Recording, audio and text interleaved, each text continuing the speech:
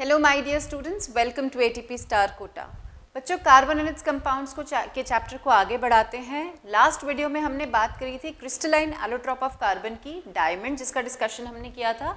आज इसी टॉपिक को आगे बढ़ाते हैं और बाकी जो दो क्रिस्टलाइन एलोट्रॉप्स हैं, ग्रेफाइट और फुलरीन, उनका डिस्कशन करते हैं। तो let's begin with graphite. Graphite एक बहुत कॉमनली यूज्ड क्रिस्टलाइन एलोट्रॉप है कार्बन का। हमारी डे टू डे लाइफ में हम बहुत कॉमन तरीके से इसको यूज़ करते हैं in the form of pencil lead, right. हम सब पेंसिल यूज़ करते हैं, तो उसमें जो पेंसिल की लेड होती है जिससे हम लिखने का या ड्राइंग करने का काम करते हैं, वो किसकी बनी होती है? ग्रेफाइट की, राइट। सो जो ग्रेफाइट वर्ड है, जो टर्म है, ये ग्रीक लैंग्वेज से आया है, from the word graphein, right. और ये जो वर्ड है graphein, this means to write और टू ड्रॉ।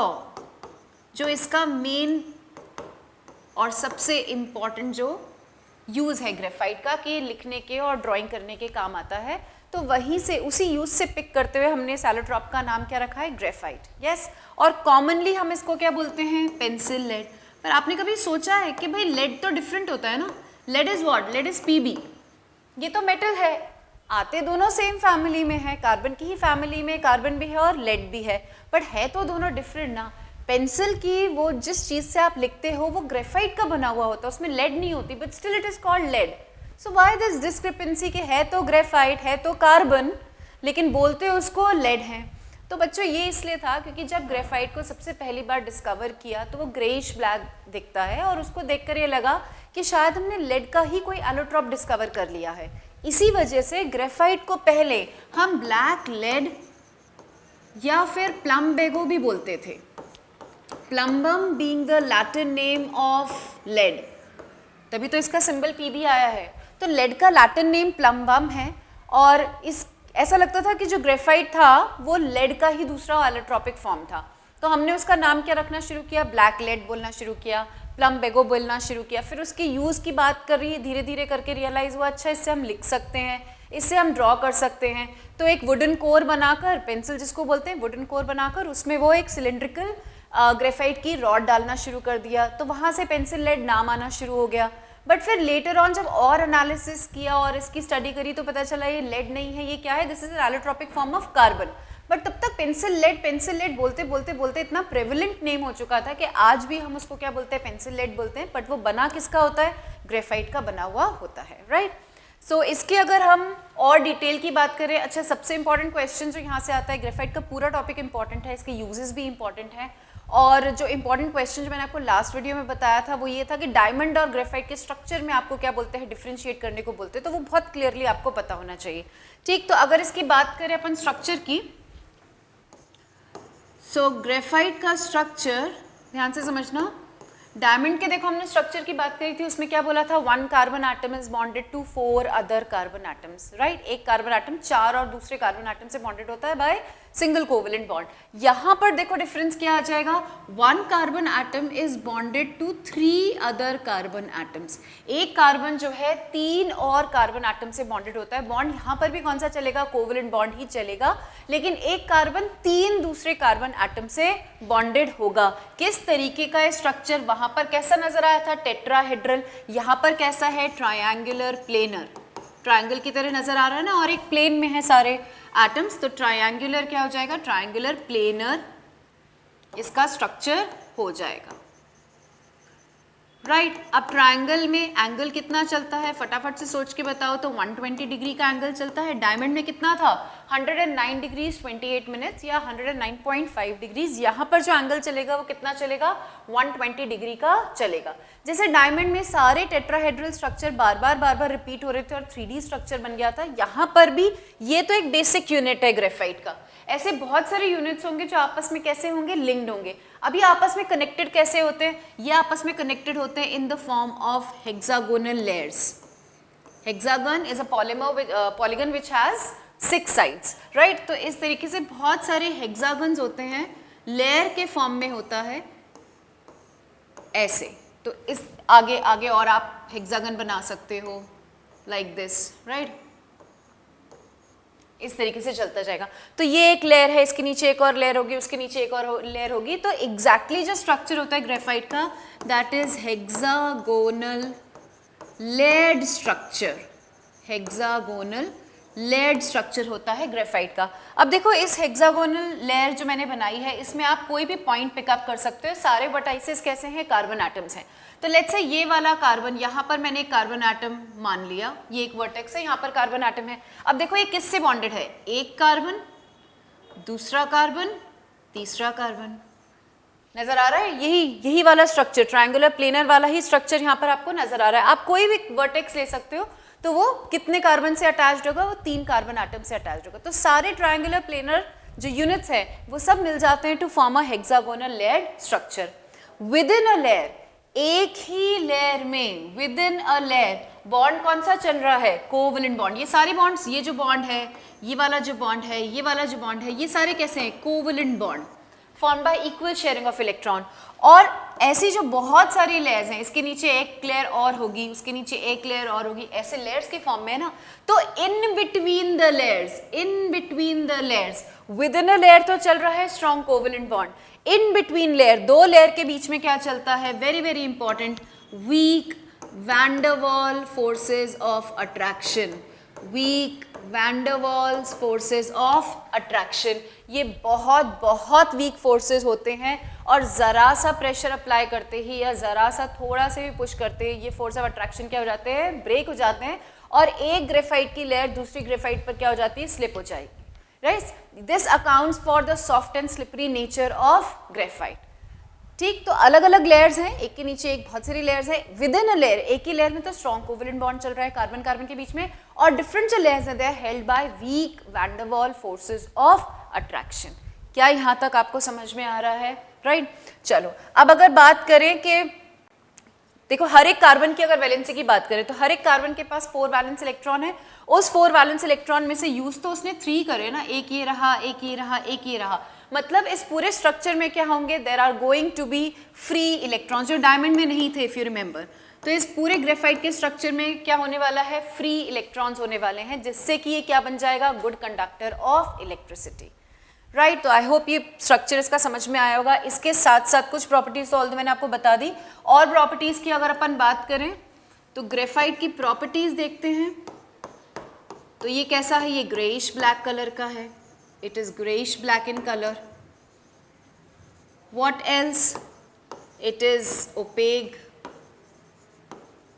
और क्या है? Soft and slippery due to weak van der Waals forces of attraction. और क्या बता सकते हैं? इसमें फ्री इलेक्ट्रॉन्स हैं, तो it is a good conductor of electricity. It is a good conductor of electricity. Why? Reason भी साथ साथ लिखते जाना, because it has free electrons. और क्या बात कर सकते हैं?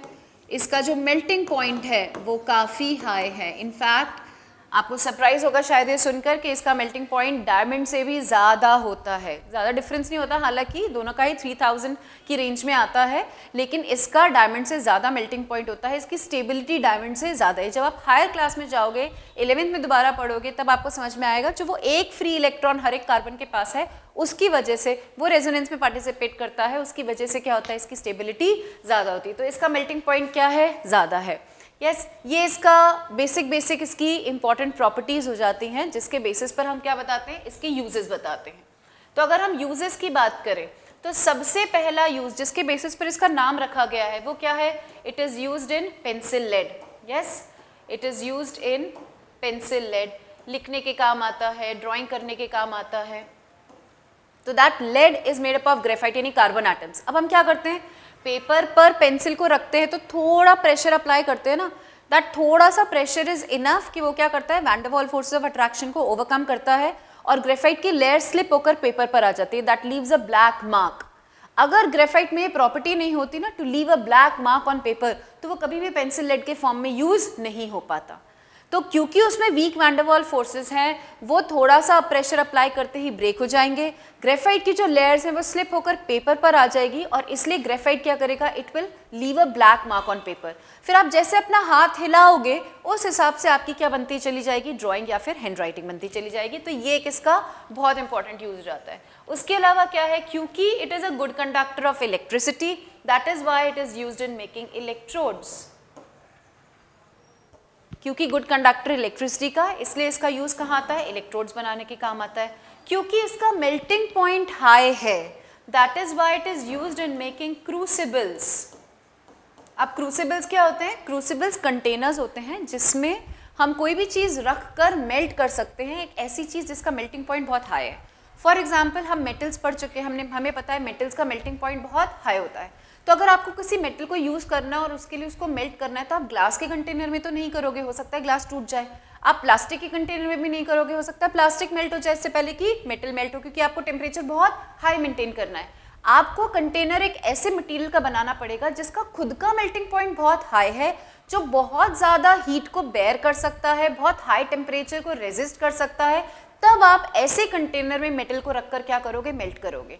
यस, तो वो चीज़ किसकी बनी होती है, वो ग्रेफाइट की बनी होती है। और वो जो कंटेनर्स होते हैं जिनको हम यूज़ करते हैं मेटल्स को मेल्ट करने के लिए या किसी भी और दूसरे सब्सटेंस को मेल्ट करने के लिए, उनको क्या बोलते हैं, crucibles. So crucibles are containers which are used for melting substances which have very high melting point. और इसके लिए इसको किससे बनाया जाता है, ग्रेफाइट से बनाया जाता है, क्योंकि ग्रेफाइट का मेल्टिंग पॉइंट क्या होता है, अपने आप का मेल्टिंग पॉइंट उसका बहुत हाई होता है। इसके अलावा और क्या यूज़ हो सकता है ग्रेफाइट का, ग्रेफाइट से आप आर्टिफिशियल डायमंड्स बना सकते हो। ग्रेफाइट से आप आर्टिफिशियल डायमंड्स बना सकते हो, क्योंकि एक बात समझो बच्चों, ग्रेफाइट और डायमंड दोनों ही क्या है तो कार्बन ही ना। There is a structural difference between them. तो जब हम ग्रेफाइट को हाई टेम्परेचर हाई प्रेशर पर एक्सपोज करते हैं तो उसका ये जो ट्राइगोनल प्लेनर या हेक्सागोनल लेड स्ट्रक्चर है ये रीअरेंज होकर टेट्राहेड्रल में कन्वर्ट हो जाता है, कन्वर्ट्स इनटू डायमंड, राइट। तो वो क्या होते हैं, आर्टिफिशियल डायमंड्स होते हैं। और क्या बात कर सकते हैं हम ग्रेफाइट की, एक बहुत और इंपॉर्टेंट यूज है, graphite is used as a moderator in nuclear reactors. Graphite is used as a moderator in nuclear reactors. Nuclear reactor में जहाँ पर हम न्यूक्लियर फिजन रिएक्शन करवाते हैं टू जनरेट इलेक्ट्रिसिटी, एक कंट्रोल्ड मैनर में हमें करवाना पड़ता है, वहाँ पर हम ग्रेफाइट को यूज़ करते हैं एज अ मॉडरेटर। अब मॉडरेटर का काम क्या होता है, देखो जब फिजन रिएक्शन होता है ना, मैं आपको डिटेल में तो ये यहाँ नहीं पढ़ा सकती, it has to be in a separate video, but although ये आपने शायद फिजिक्स में भी पढ़ा होगा। जब हम न्यूक्लियर रिएक्टर में फिजन रिएक्शन करवाते हैं तो उसमें न्यूट्रॉन्स रिलीज होते हैं, बहुत हाई एनर्जी रिलीज होती है और न्यूट्रॉन्स रिलीज होते हैं। Due to the high energy वो न्यूट्रॉन्स बहुत फास्ट मूविंग न्यूट्रॉन्स होते हैं, राइट। उनकी जो स्पीड होती है वो बहुत ज़्यादा होती है और फर्दर उन्हें आगे किसी यूरेनियम को हिट करके क्या करना होता है, रिएक्शन को कंटिन्यू रखना पड़ता है। तो हमें क्या करना होता है, उन न्यूट्रॉन्स की स्पीड कम करनी होती है। भाई खुद सोचो ना, न्यूट्रॉन निकल रहा है, एक रिएक्शन हुआ, न्यूट्रॉन निकला, पर उस न्यूट्रॉन की स्पीड बहुत बहुत बहुत बहुत हाई है, तो ये पॉसिबिलिटी है कि वो यूरेनियम से नहीं टकराएगा और वो निकल जाएगा, क्योंकि उसकी स्पीड बहुत हाई है। हमारा उसे कंट्रोल करना क्या होगा, बहुत मुश्किल। तो वो न्यूट्रॉन उस दूसरे यूरेनियम के न्यूक्लियस से टकराए और फर्दर रिएक्शन चलता रहे, इसके लिए हमें न्यूट्रॉन की स्पीड को क्या करना पड़ता है, कम। और ऐसे सब्सटेंस जो न्यूट्रॉन की स्पीड को कम करते हैं उन्हें हम क्या बोलते हैं, मॉडरेटर। तो मॉडरेटर क्या हो जाएगा, moderator basically will be a substance that decreases the speed of emitted neutrons, decreases the speed of emitted neutrons in a fission reaction in nuclear reactor.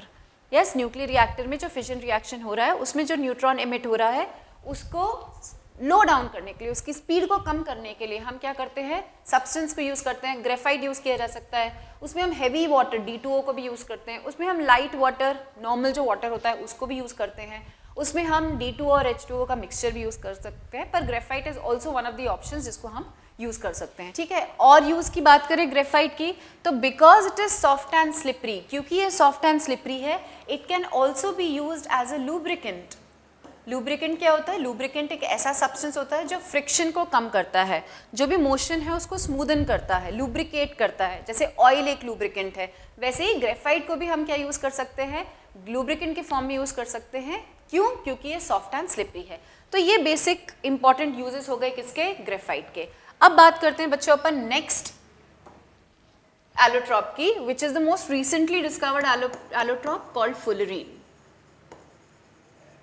In fact इसको मुझे डिस्कवर्ड ना बोलकर प्रिपेयर्ड बोलना चाहिए कि it is the recently prepared allotrope of fullerene, क्योंकि इसे हमने प्रिपेयर किया है from the vapours of graphite. Graphite के ही स्ट्रक्चरल चेंजेस करके क्या बनाया गया है, फुलरीन बनाया गया है। और किसने बनाया है, 3 साइंटिस्ट हैं जिन्होंने बनाया है, हिराल्ड ग्रोटो, रिचर्ड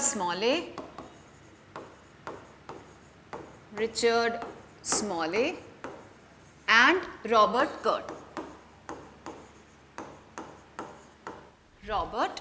कर्ट। इन तीनों ने मिलकर ग्रेफाइट की वेपर्स को ट्रीट किया और उन ग्रेफाइट की वेपर से क्या बनाया है, एक नया एलोट्रॉप जिसको नाम क्या दिया गया है, फुलरीन। इस प्रेपरेशन के लिए इनको क्या मिला, नोबेल प्राइज भी अवार्ड दिया गया है। ठीक है, अब बात करते हैं कि फुलरीन बेसिकली है क्या। तो देखो, फुलरीन ज़्यादा स्टडी नहीं हुई है फुलरीन की, पर जितना आपको रिक्वायर्ड है मैं उतना आपको बता देती हूँ। Fullerene is nothing but this, CN। बहुत सारे कार्बन एटम्स का कॉम्बिनेशन है fullerene. For example, it can be C60, यानी ये 60 कार्बन एटम्स का मिलकर बना होता है। It can be C70, it can be C420। इस तरीके से अलग अलग कॉम्बिनेशंस होते हैं फुलरीन के। Out of all the possible combinations, सबसे इंपॉर्टेंट और कॉमनली स्टडीड, कॉमनली जो एनालाइज्ड फुलरीन है, कॉमनली प्रिपेयर्ड जो फुलरीन है, वो कौन सा है, C60। तो मेजरली आपको बातें इसके बारे में पता होनी चाहिए, इसका स्ट्रक्चर पता होना चाहिए। तो अगर हम C60 की बात करें तो C60 is known as buckminsterfullerene. Buckminsterfullerene, इसको क्या बोलते हैं, it is known as buckminsterfullerene. अब क्यों बोलते हैं ये मैं अभी आपको बताऊंगी, एक और नाम है वो भी मैं अभी आपको बताऊंगी।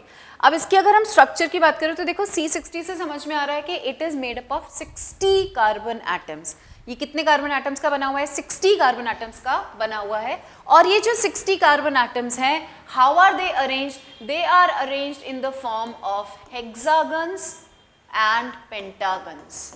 रिंग्स के फॉर्म में अरेंज्ड होते हैं ये, और 2 तरीके की रिंग्स होती हैं। एक 6 मेंबर्ड रिंग होती है हेक्सागन, एक 5 मेंबर्ड रिंग होती है पेंटागन। आई होप आपको पता होगा, hexagon is this and pentagon is 5 membered like this.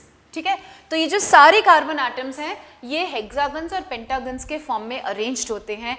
एक पेंटागन सिर्फ हेक्सागन से सराउंडेड होता है, मतलब इस पेंटागन के आसपास सारे क्या आएंगे, हेक्सागन्स आएंगे। और एक हेक्सागन ऑल्टरनेट पेंटागन और हेक्सागन से सराउंडेड होता है। तो एक पेंटागन के आसपास सारे ही क्या रहेंगे, हेक्सागन्स। इसके चारों तरफ जितने भी रिंग्स रहेंगी वो सारी कैसी रहेंगी, हेक्सागन्स के फॉर्म में रहेंगी। और इसके आसपास जो रिंग्स रहेंगी वो ऑल्टरनेट रहेंगी, pentagon and hexagon, pentagon and hexagon, इस तरीके से चलता रहेगा। जब ये सब कंबाइन होते हैं, and all the bonds are covalent bonds, ठीक है, जब ये सारी रिंग्स कंबाइन होती हैं, सारे कार्बन जो C60 का 60 कार्बन एटम्स है वो जब कंबाइन होते हैं, तो ओवरऑल जो शेप निकल कर आती है मॉलिक्यूल की वो कैसी आती है, इट इज स्फेरिकल। जैसे आपने एक फुटबॉल देखी होगी ना, सॉकर बॉल देखी होगी, राइट, आपने कभी देखा हो तो उसके ऊपर भी हेक्सागन्स बने रहते हैं, राइट। तो जैसे एक सॉकर बॉल होती है स्फेरिकल, वैसे ही ओवरऑल फुलरीन की शेप निकल कर आती है। That is why fullerenes are also known as, in fact the C60 is also known as bucky balls. Buckminster का और थोड़ा सा हमने प्यार वाला नाम रख दिया, और क्योंकि स्फेरिकल है तो क्या बोल दिया, बकी बॉल्स। हालांकि ट्यूब के फॉर्म में भी होती हैं ये, but then the basic shape of fullerene is what, basic shape of C60 is what, spherical. इसमें एक सवाल बहुत इंपॉर्टेंट आता है कि कितने हेक्सागन्स हैं और कितने पेंटागन्स हैं C60 में। तो टोटल हेक्सागन्स कितने हैं, 20, और टोटल पेंटागन्स कितने हैं, 12। बच्चों ये इंपॉर्टेंटली ध्यान रखना, इन C60 में, अभी C60 की बात कर रही हूँ, C60 में 20 हेक्सागन्स हैं और 12 क्या हैं, पेंटागन्स। एंड ओवरऑल जब ये सब मिलते हैं तो शेप कैसी बन जाती है, स्फेरिकल। अब इसको क्यों बकमिंस्टर फुलरीन बोला गया। सी बकमिंस्टर यूजुअली क्या होता है केमिस्ट्री में, किसी साइंटिस्ट के बेसिस पर जिसने उसकी डिस्कवरी करी या किसी को ऑनर करने के लिए हम यूजुअली साइंटिस्ट के बेसिस पर नाम रख देते हैं, but Buckminster is not a scientist. Buckminster Fuller, इनका जो पूरा नाम है Buckminster Fuller, was an American architect. ये आर्किटेक्ट है, साइंटिस्ट नहीं है, राइट? आर्किटेक्ट वो होता है जो बिल्डिंग्स के डिजाइंस बनाता है। तो ये जिन डोम्स मतलब गुंबद, ठीक है, I hope you are understanding, ऐसे जो स्फेरिकल हाफ हेमिस्फेयर के फॉर्म में जो स्ट्रक्चर्स होते हैं, तो ये जिन डोम्स के डिज़ाइन बनाते थे, उन डोम्स के डिज़ाइन में भी बेसिक स्ट्रक्चर किसका होता था? हेक्सागन्स और पेंटागन्स का होता था। और वही हेक्सागन और पेंटागन वाला स्ट्रक्चर हमें इस पर्टिकुलर एलोट्रॉप में नजर आया। तो उस आर्किटेक्ट के डिज़ाइन से रिजेम्बलेंस करते हुए थे इनके स्ट्रक्चर, और इसीलिए इस पर्टिकुलर एलोट्रॉप का नाम क्या रखा गया? बकमिंस्टर फुलरीन रखा गया, ठीक है। अब अगर इनके यूजेस की बात करते हैं तो बहुत ज़्यादा, ऑल्दो अभी यूजेस फुलरीन के हमने नहीं किए हैं, बट जो पोटेंशियल यूजेस हैं कि कहाँ कहाँ आप इनको यूज़ कर सकते हो, तो फुलरीन क्योंकि स्फेरिकल है, आप चल रहे हो, आपके रास्ते में मैंने कंचे डाल दिए, मार्बल्स, वो भी स्फेरिकल होते हैं ना, आपका पैर कंचे पर पड़ेगा और आप स्लिप हो जाओगे, फ्रिक्शन को वो क्या कर रहे हैं? कम कर रहे हैं। तो जो भी चीज़ स्फेरिकल है वो फ्रिक्शन को क्या करेगी? कम करेगी। That is why fullerenes can be used as lubricants. ये ड्राई लुब्रिकेंट्स के फॉर्म में यूज हो सकते हैं, राइट? सेकेंड प्रॉपर्टी या सेकेंड यूज की अपन बात करें तो देखो, वैसे तो ये इंसुलेटर हैं, प्योर जो फुलरीन होते हैं वो इंसुलेटर्स होते हैं, but they can be modified and they can be converted into semiconductors. ये सेमीकंडक्टर्स के फॉर्म में भी यूज हो सकते हैं, ये सुपर कंडक्टर के फॉर्म में भी यूज हो सकते हैं। दोनों ही तरीके से हम इनको मॉडिफाई करके यूज़ कर सकते हैं। फॉर एग्जांपल रुबीडियम का हम कंपाउंड बनाते हैं Rb3C60, फुलरीन के साथ रुबीडियम का कंपाउंड बनाते हैं, तो this behaves as a superconductor. अब आप, आई होप आपको पता होगा कि सेमीकंडक्टर और सुपर कंडक्टर क्या है। नहीं पता तो कमेंट सेक्शन में बताना, अगर पता है तो भी आंसर कमेंट सेक्शन में बताना। लेट मी नो कितने स्टूडेंट्स को पता है कि सेमीकंडक्टर क्या होते हैं और सुपर कंडक्टर क्या होते हैं। अगर नहीं पता होगा तो मैं नेक्स्ट वीडियो में डेफिनेटली आपको बताऊंगी। तो ये लुब्रिकेंट के फॉर्म में यूज़ हो सकते हैं, ये सेमीकंडक्टर, सुपर कंडक्टर के फॉर्म में। वैसे तो थोड़ा बहुत आइडिया लग गया होगा कंडक्टर जब हम टर्म यूज़ कर रहे हैं। और बहुत इंपॉर्टेंटली इनको हम मेडिकल साइंस में भी यूज़ करते हैं या कर सकते हैं। क्यों? क्योंकि इनमें क्या है ना, यू कैन इमेजिन कि इनमें वेकेंट स्पेसेस होंगी। जब रिंग्स आपस में अटैच होंगी और वो बॉल लाइक स्ट्रक्चर बनेगा तो इसमें बहुत सारी स्पेस होगी। उस स्पेस में फुलरीन क्या करते हैं, जैसे एड्स है, वायरस है उसका, या कैंसर है, उसको क्या करते हैं? ट्रैप कर लेते हैं। फॉर एग्जाम्पल एड्स में ज़्यादा इसको हम पोटेंशियली यूज़ कर सकते हैं क्योंकि उसका जो वायरस है that gets trapped in fullerene, उसकी एक्टिविटी क्या हो जाती है? कम हो जाती है। तो ऐसे काफ़ी सारे इसके क्या है, मेडिकल साइंस में यूजेस हो सकते हैं। अब कितना हमने यूज़ किया, that is a question, because using fullerene requires a lot of technology, right? तो उतना भी डेवलप नहीं हो पाया, but these are all potential uses that can be used, in which the fullerene can be used. तो ये हो गया ग्रेफाइट और फुलरीन वाला पार्ट, जितना रिक्वायर्ड था बोर्ड के पॉइंट ऑफ व्यू से, और थोड़ा सा ज़्यादा मैंने आपको बता दिया। इसके बियॉन्ड आपको बहुत ज़्यादा इनकी पढ़ाई करने की ज़रूरत नहीं है। अब इसके आगे हम चैप्टर में बात करेंगे और एक we are moving towards a very important topic called IUPAC। शायद आप लोगों को काफ़ी ज़्यादा उसमें प्रॉब्लम भी आती है, but it is highly interesting also. और वो मैंने शुरुआत से चैप्टर में बोला है कि ये बेस बन रहा है ऑर्गेनिक केमिस्ट्री का आपकी 11th स्टैंडर्ड के लिए। तो ये IUPAC वाला जो पूरा कॉन्सेप्ट रहेगा, उसके पहले होमोलॉगस सीरीज, उसके पहले एल्काइल ग्रुप्स की नॉलेज, ये सब बहुत इंपॉर्टेंट रहेगा, ठीक है? तो लेक्चर में बने रहिएगा, कंटिन्यूटी में रहिएगा, अपने नोट्स बहुत अच्छे से बनाते जाइए, साथ साथ NCERT को ज़रूर पढ़ते जाइए कि NCERT में कोई ऐसा पॉइंट है जो मैंने मिस कर दिया हो। In case there is which you are not able to understand, उसको भी कमेंट सेक्शन में ज़रूर डालना। तो जो भी आपके डाउट्स हों, प्लस जो मैंने आपको टास्क दिया है कि सेमीकंडक्टर सुपर कंडक्टर क्या है, ढूंढ पाओ, किसी से पूछ पाओ, समझ पाओ, खुद कोशिश करना वैसे तो कि खुद कहीं से पढ़कर समझ सको। दैट इज़ द सबसे अच्छा तरीका है अपनी नॉलेज इंक्रीज करने का। तो ये आंसर ज़रूर कमेंट सेक्शन में डालना, डाउट्स कमेंट सेक्शन में डालना, और जो भी आपका अच्छा या बुरा फीडबैक है वो भी डाल दीजिएगा, राइट? हम मिलेंगे नेक्स्ट वीडियो में गाइज, और तब तक गुड लक, थैंक यू।